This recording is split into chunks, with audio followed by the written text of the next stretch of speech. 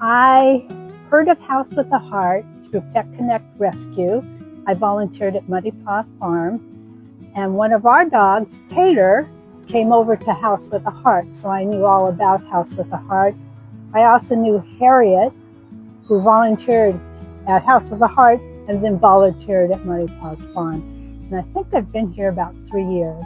I plan to stay for the rest of my life.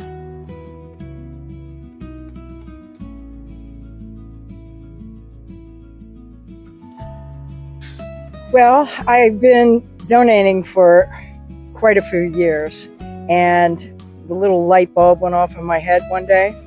You know, that light bulb's a little dim as you get older. You don't know anything about that, Karen?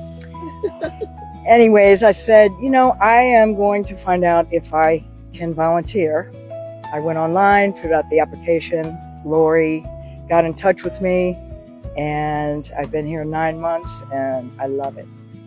Love it.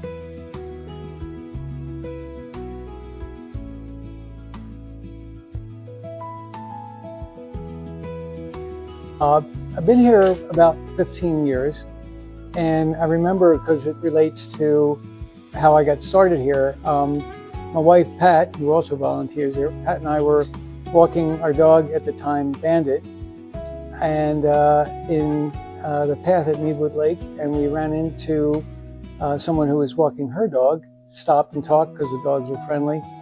And I think Pat might have asked her where she boarded her dog. And she said, oh, there's this amazing place called House with a Heart that takes short-term care of dogs. And I think after that, we connected up with Cher. Cher was considering building a kind of a shed out in the backyard, and needed someone to look over the area to figure out where the best place to put the shed would be.